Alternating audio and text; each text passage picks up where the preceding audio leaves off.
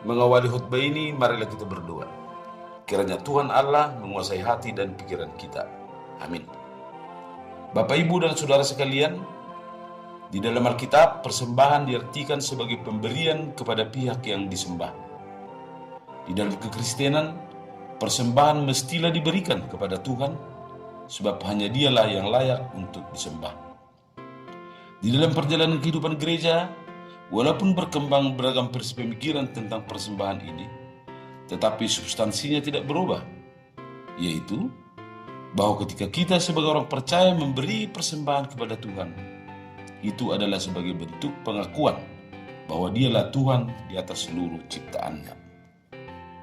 Seiring perjalanan waktu, jenis dari apa yang dipersembahkan dan praktek dalam memberikan persembahan telah mengalami perkembangan dan perubahan. Memberikan persembahan tidak lagi dipahami sebatas bagian dari ibadah di gereja. Tetapi lebih luas dari itu, persembahan juga dapat diserahkan langsung kepada orang-orang yang sangat membutuhkannya, ke panti asuhan atau ke lembaga-lembaga terpercaya yang beraktivitas di bidang kemanusiaan. Jenis dari apa yang dipersembahkan juga bisa beragam, mulai dari natura, uang, dan talenta, antara lain kor, paduan suara, dan hiburan musik lainnya. Semua itu dimaknai sebagai bagian dari ibadah kepada Tuhan. Secara teologis, persembahan begitu penting dan menjadi bagian dalam peribadatan kita. Akan tetapi muncul pertanyaan, kenapa perihal persembahan ini sangat jarang dibicarakan atau disuarakan oleh pendeta dari mimbar? Dan kalaupun ada yang membicarakannya, malah dituduh tidak etis, tidak rohani, dan berpikir duniawi. Apakah ada yang salah?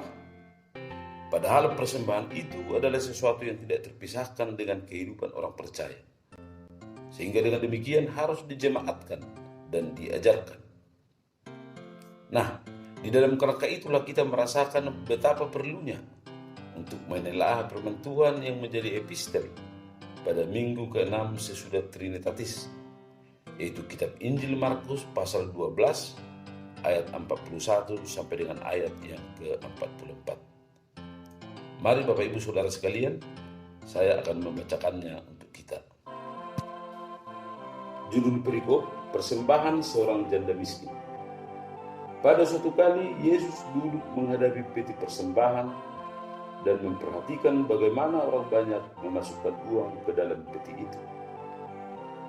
Banyak orang kaya memberi jumlah yang besar.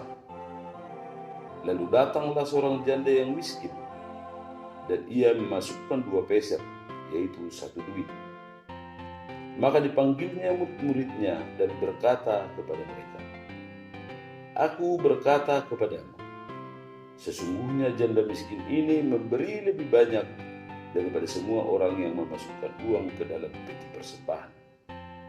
Sebab mereka semua memberi dari kelimpahannya, tetapi janda ini memberi dari kekurangannya, semua yang ada padanya, yaitu seluruh nafkahnya."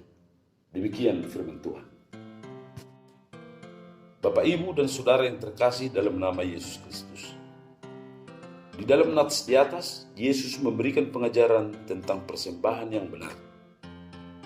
Di dalam pengajaran ini, Yesus membandingkan persembahan orang kaya dengan persembahan janda miskin.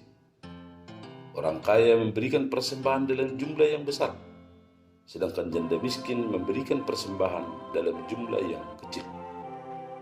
Yesus mengatakan kepada murid-muridnya bahwa persembahan janda miskin itu jauh lebih banyak dari persembahan orang kaya. Pertanyaan kita, kenapa lebih banyak? Jawaban Yesus sebagai berikut. Orang kaya itu memberi persembahan dari kelimpahannya, sedangkan janda miskin memberi dari kekurangannya. Pengajaran Yesus melalui pembacaan ini tentu sangat mengejutkan kita, dan bahkan menjungkirbalikkan pemahaman kita tentang persembahan yang benar. Di mana logikanya 2 peser lebih banyak dari persembahan orang kaya yang mungkin 100 kali lipat dari 2 peser? Bagaimana kita memahami pengajaran Yesus ini? Bapak, Ibu, dan Saudara yang terkasih, marilah kita telaah lebih lanjut. Catatan yang pertama, Yesus memuji persembahan janda itu bukan karena kecilnya nilai persembahan itu, akan tetapi karena janda itu memberi dari kekurangannya, memberi seluruh yang dimilikinya, padahal uang yang sedikit itu adalah biaya hidupnya untuk hari itu. Sedangkan orang kaya itu memberi persembahan walaupun jumlahnya besar, tetapi persembahannya itu hanya mengurangi sedikit dari hartanya yang melimpah. Dengan kata lain, persembahan yang diberikannya tidak berpengaruh apa-apa terhadap hartanya yang sangat banyak itu. Catatan yang kedua, Yesus ternyata memperhatikan apa yang dipersembahkan oleh orang kaya dan janda miskin itu. Dan lebih dari itu, Yesus juga melihat hati mereka ketika memberikan persembahan itu. Yesus memperhatikan alasan apa yang ada di balik tindakan orang kaya dan janda miskin itu ketika mereka memutuskan jumlah persembahan yang akan mereka berikan. Dari kedua catatan itulah kita mencoba memahami inti pengajaran Yesus tentang bagaimana seharusnya memberikan persembahan yang benar di mata Tuhan. Persembahan janda miskin itu jauh lebih besar dibandingkan dengan persembahan orang kaya itu, jika dilihat dari apa yang mereka korbankan ketika menyerahkan persembahan itu. Orang kaya itu tidak mengorbankan apapun, berbeda dengan janda miskin itu yang justru rela berkorban, mengorbankan seluruh yang ada padanya. Dengan kata lain, Tuhan tidak hanya memperhatikan berapa banyak yang diberikan oleh seseorang, tetapi berapa banyak yang disimpan untuk dirinya sendiri setelah memberikan persembahan itu. Catatan yang ketiga, berbeda dengan orang kaya yang memberi persembahan sambil mengkalkulasi persediaan uangnya untuk hari esok, janda miskin itu menyerahkan seluruh nafkahnya sebagai wujud ketaatan dan penyerahan diri kepada pemeliharaan Tuhan akan hidupnya. Janda miskin itu sanggup menyangkal dirinya ketika memberikan persembahan kepada Tuhan. Bapak, Ibu, dan saudara-saudara sekalian, selanjutnya marilah kita mengambil pokok penting dari pengajaran Yesus Kristus dalam hal memberikan persembahan yang benar sebagai berikut. 1. Memberikan persembahan merupakan hal yang sangat baik dan menyenangkan hati Tuhan apabila kita menyerahkannya dengan rendah hati dan sukacita. Yang kedua, semua orang, baik kaya maupun miskin, kiranya memberikan persembahan kepada Tuhan dengan layak. Mesti diingat bahwa persembahan dalam jumlah banyak maupun sedikit tidak akan berarti di mata Tuhan jika tidak didorong oleh kasih. Yang ketiga, persembahan yang didorong oleh kasih sungguh berharga di mata Tuhan, karena si pemberi mempersembahkan dirinya sendiri bersama-sama dengan pemberiannya itu. 2 Korintus 8 ayat 5. Yang keempat, besar kecilnya persembahan memang tidak menjadi ukuran akan besar kecilnya iman dan rasa syukur kita kepada Tuhan.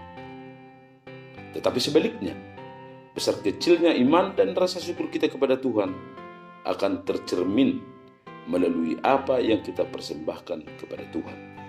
Yang kelima, persembahan kita yang terutama adalah diri kita dan hidup kita secara total di dalam ketaatan kepada Tuhan. Sebagaimana Yesus tidak hanya menyerahkan harta dan kekayaannya, tetapi Yesus menyerahkan dirinya, menyerahkan kehormatannya sebagai korban untuk menyelamatkan kita dari kebinasaan oleh dosa.